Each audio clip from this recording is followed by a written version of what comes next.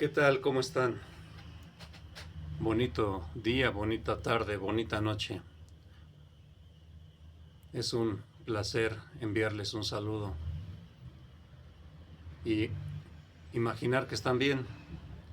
Así que un fuerte, fuerte abrazo para todos. Vayamos pues al grano de arena, a la arena del desierto, al desierto de Gazel Sayá, el Ilmouchar del Keltaljimus.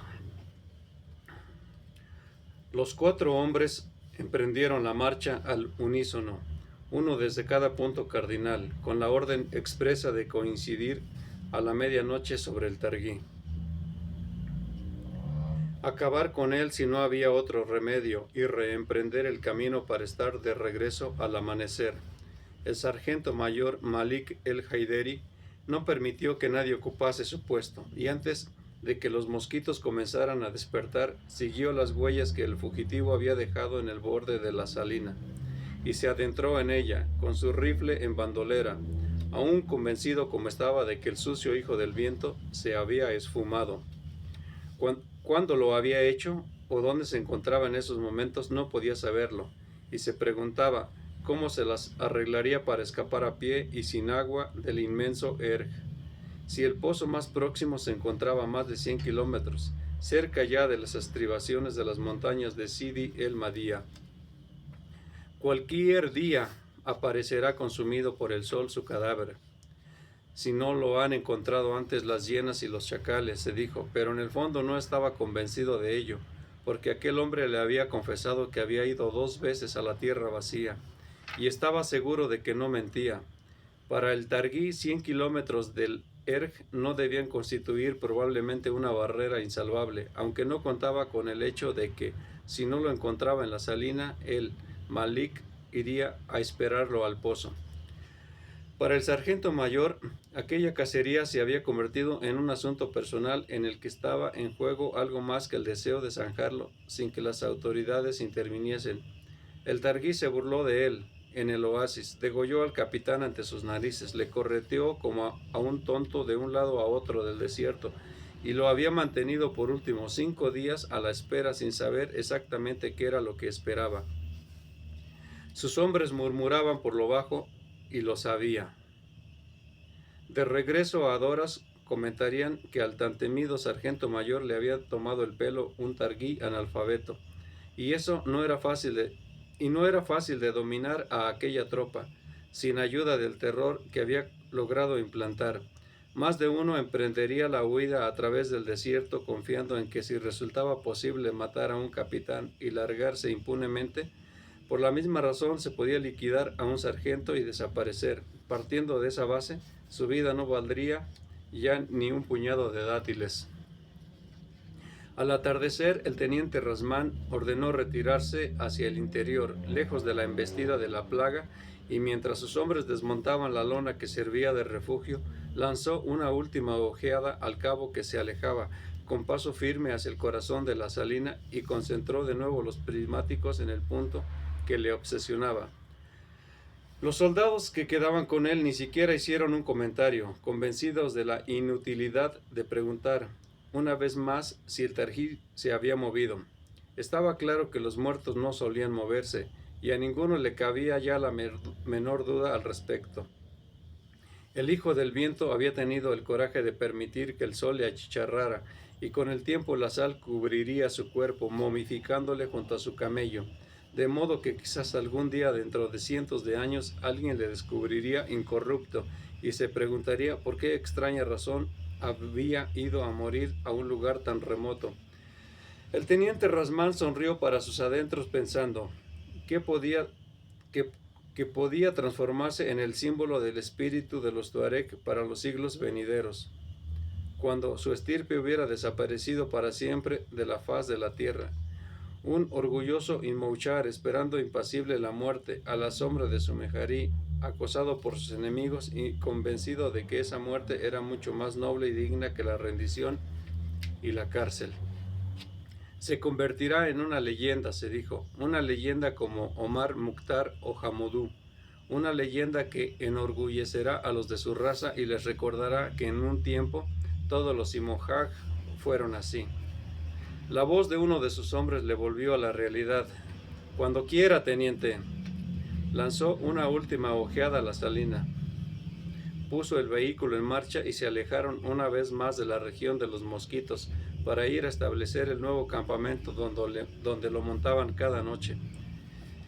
Mientras uno de los soldados comenzaba a preparar la frugal cena sobre un pequeño infiernillo de petróleo, abrió la radio y llamó a la base. Sowat le respondió casi al instante. ¿Lo has cogido?, inquirió con ansiedad. No, aún no. Hubo un largo silencio y al fin señaló sinceramente. Te mentiría si te digo que lo siento. ¿Vuelves mañana? ¿Qué remedio? Se nos acaba el agua. Cuídate, le dijo ella. ¿Alguna novedad en el campamento? Anoche estuvimos de parto. Una hembrita. Eso está bien. Hasta mañana. Cortó y permaneció unos instantes con el auricular en la mano, contemplando pensativo la llanura que comenzaba a cubrirse de un manto gris. Había nacido una camella y él andaba persiguiendo a un targuí fugitivo. Se trataba a todas luces de una semana de excepcional actividad en el puesto militar de Tidiquem, donde transcurrían meses sin que ocurriese absolutamente nada. Se preguntó una vez más si eso era lo que imaginaba cuando ingresó en la academia militar o lo que soñó cuando leía la biografía del coronel Duperrey, aspirando a emular sus hazañas y convertirse en un nuevo redentor de las tribus nómadas, aunque no había ya tribus nómadas en los alrededores de Tidiquén, que evitaban el puesto y todo contacto con los militares tras las desagradables experiencias de Adoras. Era triste reconocerlo, pero esos militares nunca supieron atraerse a los nativos, que solo veían en ellos a extranjeros desvergonzados que requisaban sus camellos, ocupaban sus pozos y molestaban a sus mujeres. La noche había cerrado sobre la llanura pedregosa. La primera hiena rió a lo lejos y tímidas estrellas parpadearon en un cielo que pronto se cuajaría de ellas, en un portentoso espectáculo que nunca se cansaba de admirar, pues eran, quizás, esas estrellas de la noche en calma las que le ayudaban a continuar en la brecha tras todo un largo día de calor, tedio y desesperanza. Los tuareg pinchan con sus lanzas las estrellas para alumbrar con ellas los caminos. Era un hermoso dicho del desierto, nada más que una frase, pero quien la inventó conocía bien aquellas noches y aquellas estrellas, y sabía lo que significaba contemplarlas durante horas tan de cerca. 3 cosas le fascinaron desde niño: una hoguera, el mar rompiendo contra las rocas de un acantilado y las estrellas en un cielo sin nubes. Mirando el fuego se olvidaba de pensar, mirando el mar se sumergía en los recuerdos de su infancia y contemplando la noche se sentía en paz consigo mismo, con el pasado, el presente y aún casi en paz con su propio futuro. Y de pronto nació de entre las sombras y el brillo metálico del cañón de un rifle fue lo primero que pudieron distinguir. Le miraron incrédulos. No estaba muerto, ni se había convertido en una estatua de sal. En el centro de la salina, estaba allí, en pie, frente a ellos, con el arma firmemente empuñada y un revólver de reglamento a la cintura, y sus ojos, lo único que permitía distinguirse de su rostro, mostraban claramente que apretaría el gatillo a la menor señal de peligro. «Agua», ordenó. Hizo un gesto asintiendo y uno de los soldados le tendió una cantinflora con mano temblorosa. El targuí retrocedió 2 pasos, subió un poco el velo y sin dejar de mirarles, sosteniendo el fusil con una sola mano, bebió con ansia. El teniente inició apenas un tímido movimiento en dirección a la pistolera que descansaba sobre el asiento del vehículo, pero el agujero del cañón le apuntó directamente y advirtió cómo el dedo se tensaba. Permaneció muy quieto, arrepentido de su gesto y consciente de que no valía la pena arriesgar la vida por vengar al capitán Kalek. Creí que estabas muerto, le dijo. Lo sé, admitió el targuí cuando concluyó de beber. También yo lo creí en algún momento. Extendió la mano, tomó el plato de uno de los soldados y comenzó a comer con los dedos, levantando apenas el lidjam. Pero soy un imojak, señaló. El desierto me respeta. Ya lo veo.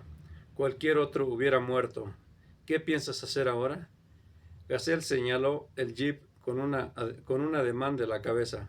Me llevarás a las montañas de Sidi el Madía. Allí nadie me encontrará. ¿Y si me niego? Si te niegas tendré que matarte y uno de ellos me llevará. No lo harán si yo no lo ordeno. El otro le miró largamente como calibrando la estupidez de lo que acababa de decir. No te escucharán si ya estás muerto, sentenció. No tengo nada contra ellos, añadió, ni contra ti. Hizo una pausa y señaló con tranquilidad. Es bueno saber cuándo se gana y cuándo se pierde, y tú has perdido. El teniente Rasmán asintió con un gesto. Tienes razón, admitió, he perdido. En cuanto amanezca te llevaré a Sidi el Madía. Cuando amanezca no, ahora. ¿Ahora? Se asombró. ¿De noche?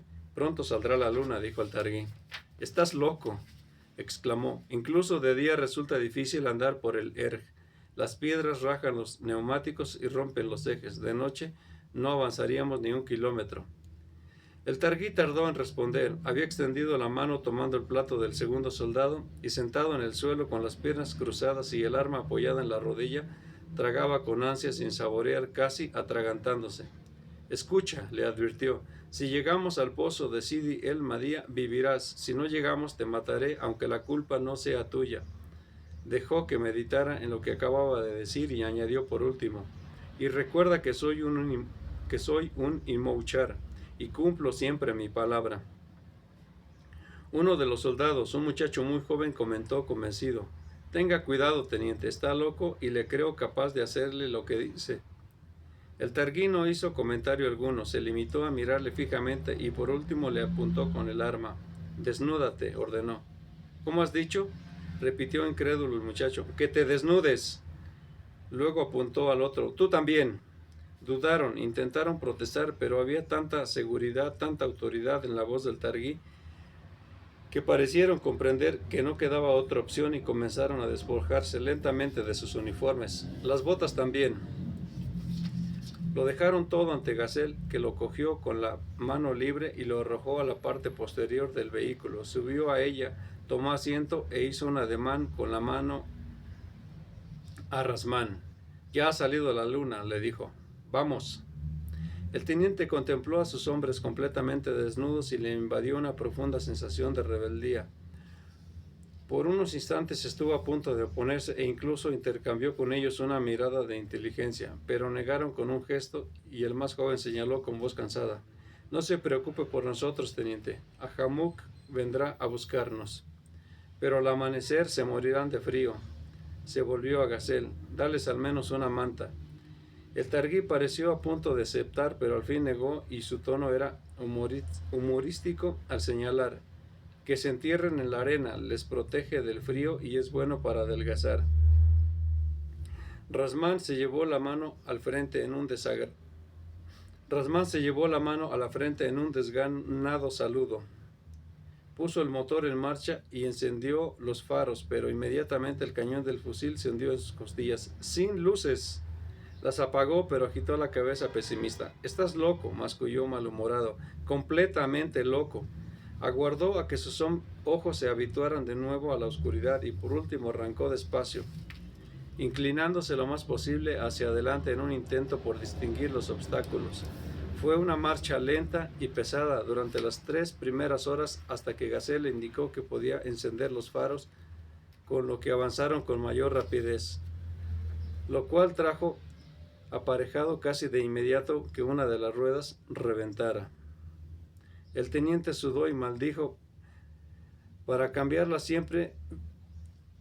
El teniente sudó y maldijo para cambiarla siempre vigilado por el cañón del arma, y tuvo que hacer un esfuerzo para no aprovechar la ocasión, lanzarle la llave inglesa y provocar un cuerpo a cuerpo que pusiera fin de una vez a la embarazosa situación.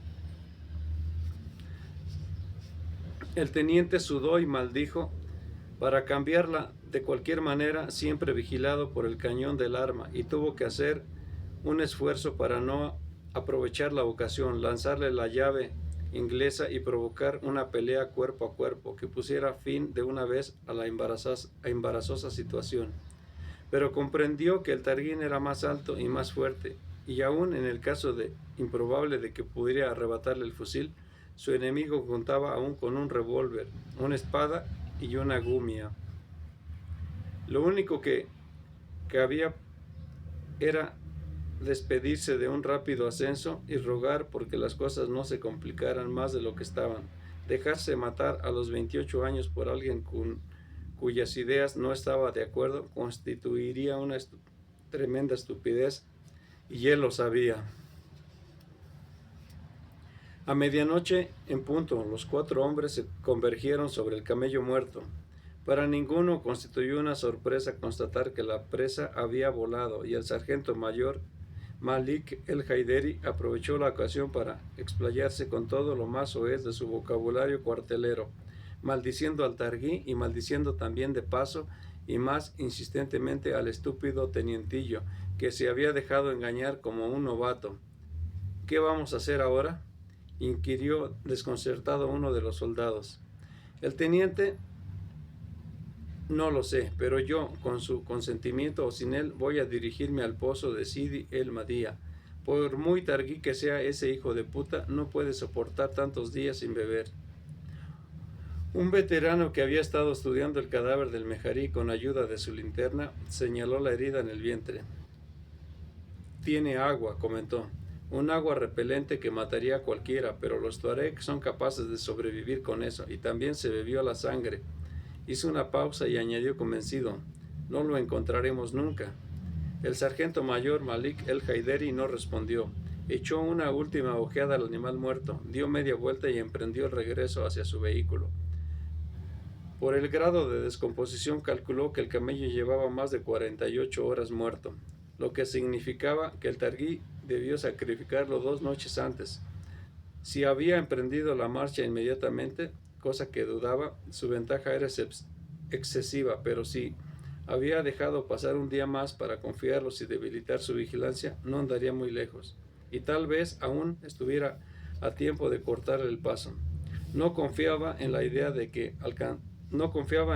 alcanzarle en el Erg, porque sin montura se enterraría en la arena en cuanto divisase de lejos un vehículo. No confiaba en la idea de alcanzarle en el Erg, porque sin montura se enterraría en la arena en cuanto divisase de lejos un vehículo, pero el agua ya casi digerida del estómago del camello no resistiría otro día sin pudrirse, y el fugitivo necesitaba irremediablemente una nueva provisión.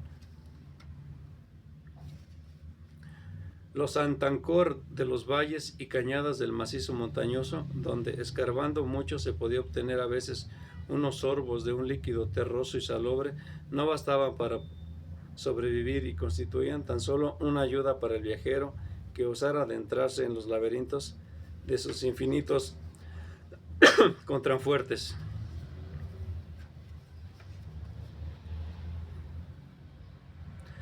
Dominar el pozo significaba, por tanto, obligar al Targuí a rendirse o condenarle a perecer. Inconscientemente apretó el paso y se sorprendió a sí mismo casi corriendo en su ansia de alcanzar cuanto antes el jeep. La luna se ocultó en el horizonte, pero su sentido de la orientación era casi tan bueno como el de un nómada, después de tantos años de vivir en aquellos desiertos, y faltaba aún 1 hora para el amanecer cuando trepó como pudo por el terraplén, maldiciendo a los mosquitos que se lanzaban sobre él con furia, para correr hacia sus hombres gritando a pleno pulmón. Le rodearon asustados. ¿Qué ha pasado?, inquirió el negro Alí. ¿Qué va a pasar? Se ha marchado. ¿Es lo que dudabas? ¿Y qué vamos a hacer ahora? El sargento no respondió. Había tomado el aparato de radio y llamaba insistentemente. Teniente, ¿está a la escucha, teniente? Cuando hubo insistido 5 veces sin obtener respuesta, soltó un reniego y puso el motor en marcha. Es tan estúpido que le creo capaz de haberse quedado dormido. ¡Vamos!, ordenó. Emprendió la marcha, dando saltos, bordeando la salina rumbo al noreste, y sus hombres tuvieron que aferrarse a todo lo que encontraron a mano para no salir por los aires. Aquí me encontré una palabra que no recordaba haber visto. los atancor de los valles y cañadas.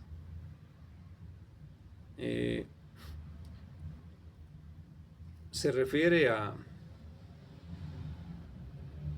depósitos de agua, bajo la arena, y después de rascar, de escarbar, brota, pero espesa y salubre.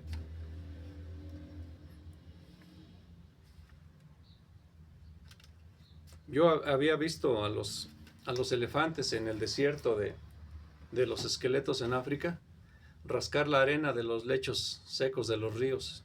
Y yo creo que a eso se refiere. Y ellos sacan agua de ahí. Los elefantes sacan agua de ahí, de los lechos secos de los ríos. En fin, espero verlos en otro momento, escucharlos, o más bien que me escuchen ustedes en otro momento. Que estén bien, les envío un fuerte abrazo. Cuídense.